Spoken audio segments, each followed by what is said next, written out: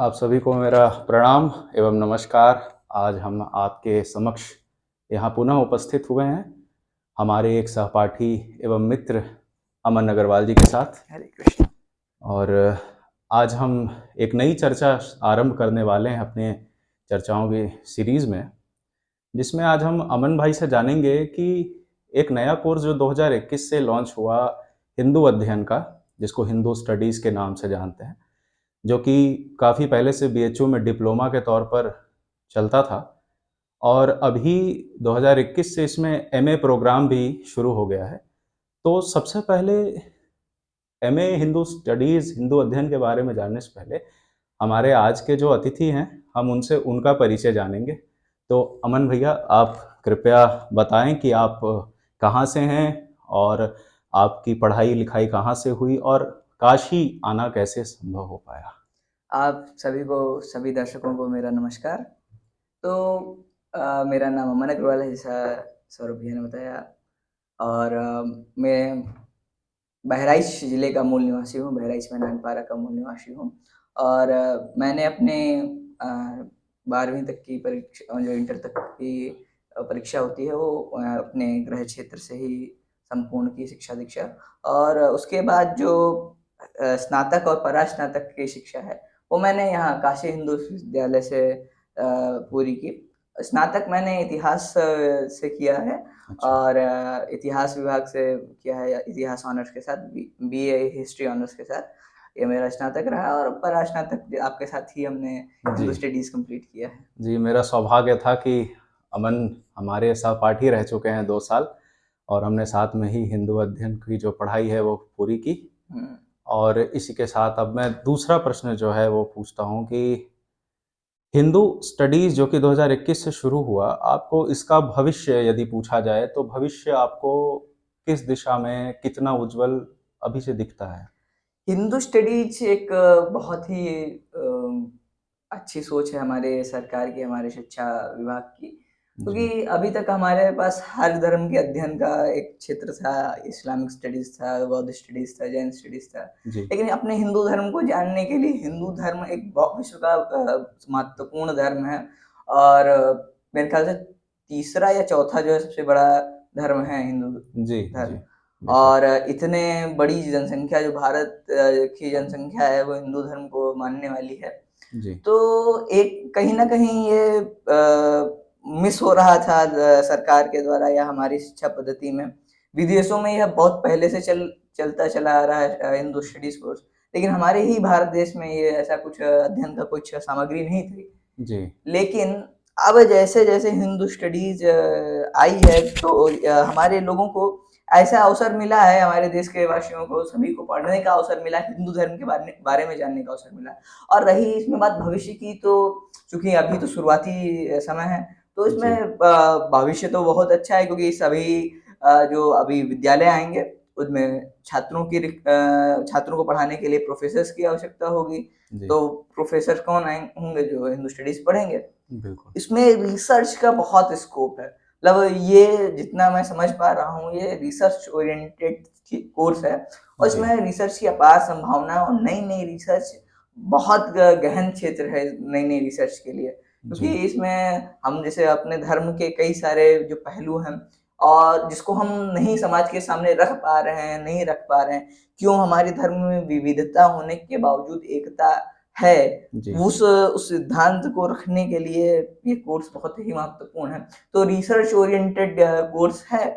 और भविष्य में, क्योंकि ये विदेशों में पूर्व स्थापित कोर्स है, तो जो अच्छे से मेहनत करेंगे उनके लिए विदेश में बहुत अच्छा स्कोप है इसके लिए। जी।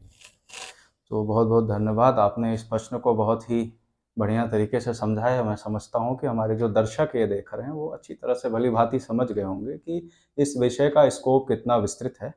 तो आपने एक बात कही कि ये विदेशों में पहले से चला आ रहा था, तो मैं क्या जान सकता हूँ कि भारत के अलावा, भारत से पहले किन देशों में ये पहले से ये कोर्स चला आ रहा था? अमेरिका में इसका मुख्य रूप से स्थापित हुआ। ऑक्सफोर्ड यूनिवर्सिटी जो है, वो बहुत पहले से ही हिंदू स्टडीज़ अच्छा, डिपार्टमेंट फॉर हिंदू स्टडीज़ करके डिपार्टमेंट उनका फॉर जो हिंदू चल। स्टडीज़ अच्छा, चलता है अच्छा। उनका। और जी। लंदन की भी कुछ यूनिवर्सिटीज़ हैं, वो चलाती हैं। अच्छा, तो ऐसे अच्छा। करके अमेरिका और यूके जो है, जी, मुख्य रूप से इसमें हैं, और आगे धीरे-धीरे समय के साथ, क्योंकि अभी नालंदा यूनिवर्सिटी में भी हिंदू स्टडीज़ का कोर्स स्थापित हुआ है, और नालंदा यूनिवर्सिटी इंटरनेशनल यूनिवर्सिटी है। जी, कई सारे देशों का संगठन है। तो जी, अन्य देशों में भी इसकी पहुँच धीरे-धीरे बढ़ेगी। जी।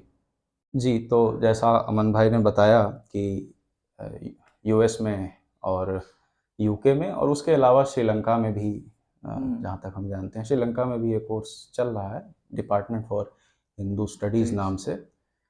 तो अगला प्रश्न मेरा ये होगा अमन भाई कि अभी जैसे यूजीसी ने 2022 से इसमें जो है कि नेट जेआरएफ की भी जो एग्ज़ामिनेशन होती है वो कंडक्ट कराना शुरू किया है। और आप सभी को बता दें कि अमन भाई ने अभी दिसंबर में जो परीक्षा हुई थी हमारी 2023 में, उसमें उन्होंने जेआरएफ लाया है।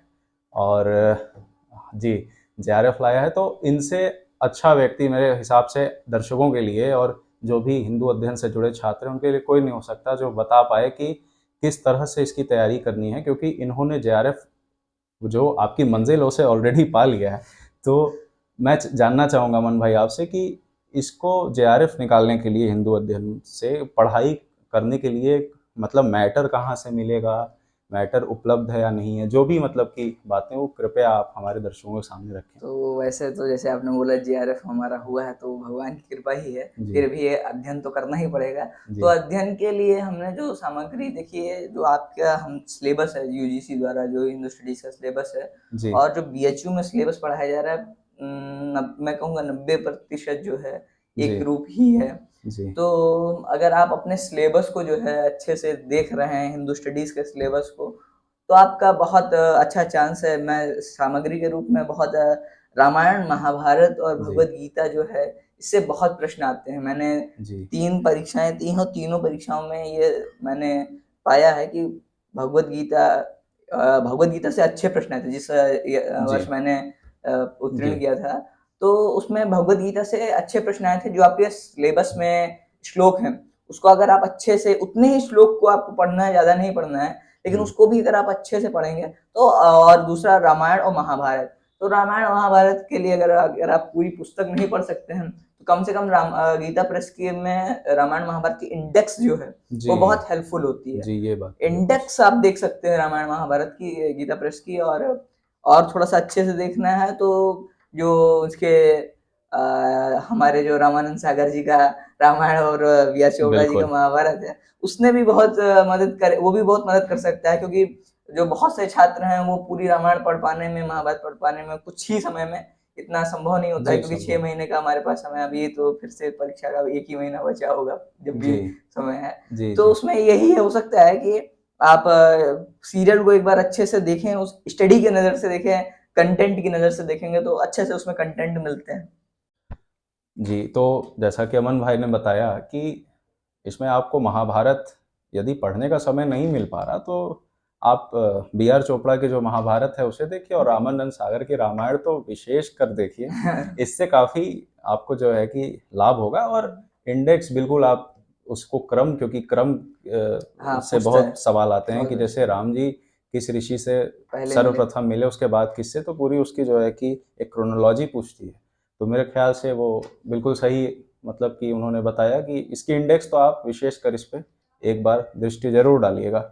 और आप सभी को ये भी बता दें कि अभी जो विवाद अभी ये एग्ज़ाम कैंसिल होने वाला उठा है, ये दुर्भाग्यपूर्ण है, लेकिन निराश मत होइएगा। हुँ। निराशा, क्योंकि कोई हमारा तो हम छात्र हैं, हमारा धर्म है मेहनत करना। तो आप फिर से पुनः जो है कि पढ़ाई में अपना मन लगाइए और भगवान की कृपा रही तो बिल्कुल नारायण चाहेंगे तो हम सब सफल होंगे। दूसरा अवसर मिला है जी, हमको। दूसरा अवसर मिला है, जो त्रुटियाँ रह गई उसको दोबारा से आप पढ़ के बिल्कुल। एग्ज़ाम में दोबारा से बेहतर मेहनत करके बेहतर ढंग से जो है कि परफ़ॉर्म करिए। और हमारी और अमन भाई की भी सबकी शुभकामनाएँ आपके साथ हैं। सही कह और इसी के साथ आप जैसे वाराणसी आए, हुँ। तो वाराणसी को जैसे सिटी ऑफ नॉलेज कहा जाता है, सिटी ऑफ टेम्पल कहा जाता है। तो यहाँ पे आने के बाद से लेकर के अभी तक आपने जो अपने व्यक्तित्व में एक बदलाव देखा, बिल्कुल। वो आप क्या हमारे दर्शकों के सामने यहाँ रख पाएँगे अरे! उस बात को? इसको सोचते हुए हमें गूज़बम्प्स आ रहे हैं, अच्छा। क्योंकि ये इसको कैपिटल, इंडिया की स्पिरिचुअल कैपिटल कहा जाता है जी, वाराणसी जी, को। बिल्कुल। तो बहुत ही आध्यात्मिक पर्यावरण है। जी, और क्योंकि जब मैं वाराणसी आया तो यह सोच के आया था कि कुछ अपने जीवन में, केवल अपने ही जीवन में सुधार करके बैठ गया नहीं, जीवन का लक्ष्य नहीं हो सकता, क्योंकि जी, जीवन तो सभी जी रहे हैं।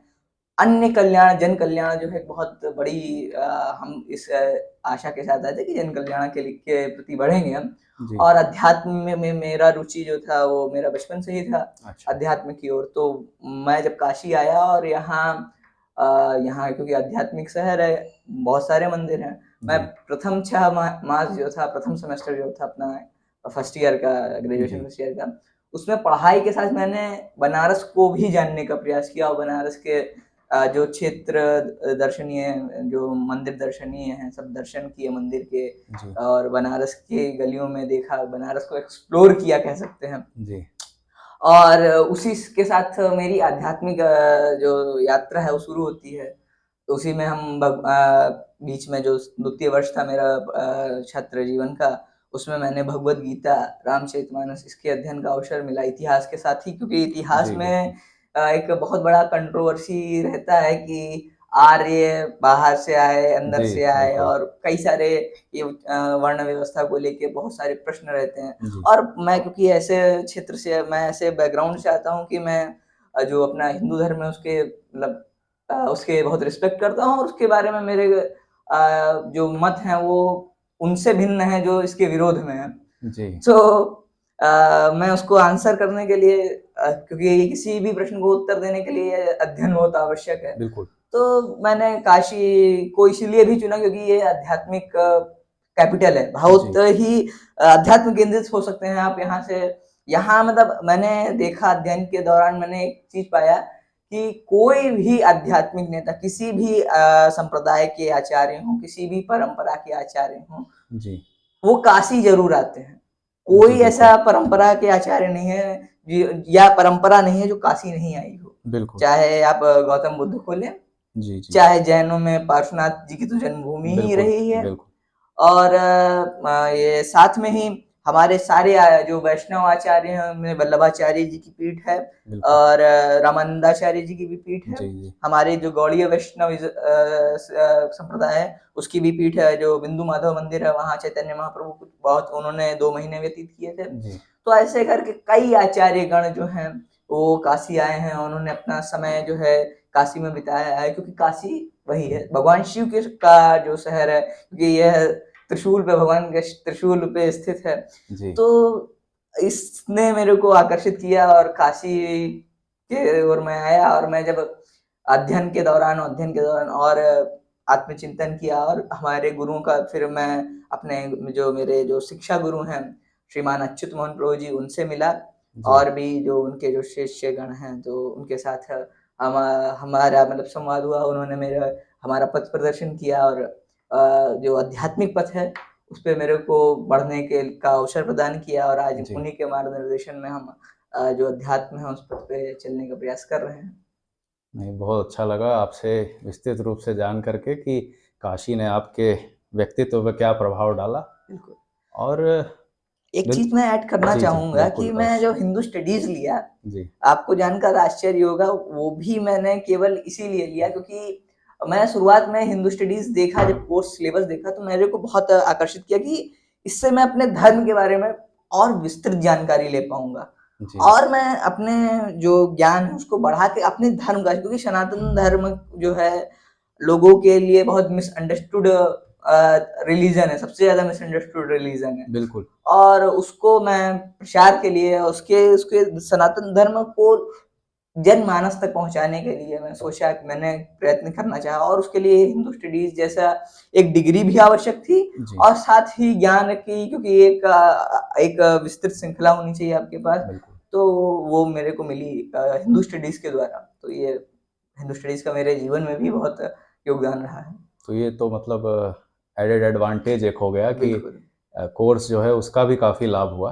बिल्कुल। तो यदि आप हिंदू अध्ययन के छात्र ना भी हों, आपकी रुचि हो, तो आप इसका सिलेबस डाउनलोड करिए और इसका मैटर आपको जहाँ से मिले, अगर ना मिले तो हमसे बताइए, हम भी उपलब्ध कराएंगे। कराया जाएगा। भविष्य में हम इस पे हिंदू अध्ययन से संबंधित सामग्री डालने का यूट्यूब पे प्रयास विचार भी कर रहे हैं, प्रयास भी करेंगे।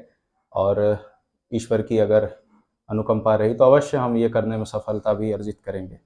तो आप इसको बिल्कुल, जिसको भी रुचि हो हिंदू अध्ययन में, वो सिलेबस देखें और पढ़ें, क्योंकि इसमें मुख्य रूप से जब आपने, अमन भाई ने बात की पंथों की और उसके बाद संप्रदाय और मजहबों की, तो इसमें एक कंपैरेटिव रिलीजन नाम से एक पेपर है जो हमने देखा था, अमन भाई भी थे साथ में। तो कंपैरेटिव रिलीजन तो आपको मेरे हिसाब से हर भारतीय को जरूर पढ़ना चाहिए, क्योंकि जब आपको सारे संप्रदाय और इसका ज्ञान रहेगा तो कोई आपको बिल्कुल भ्रमित नहीं कर पाएगा।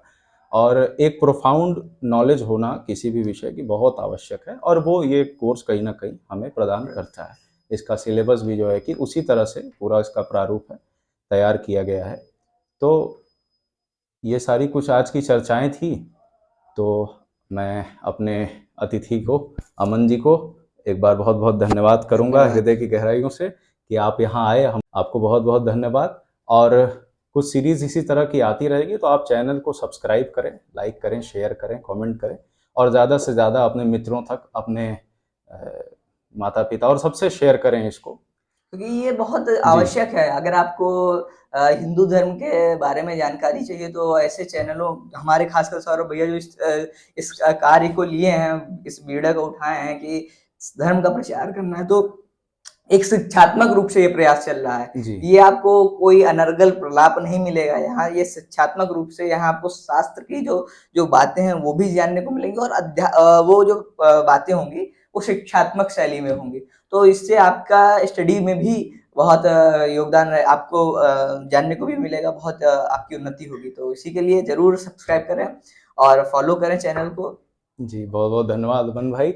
और ये हमारे आज के अतिथि थे अमन जी। तो इसी के साथ मैं अपनी वाणी को यहीं विराम देना चाहूँगा। धन्यवाद। आपका दिन शुभ हो।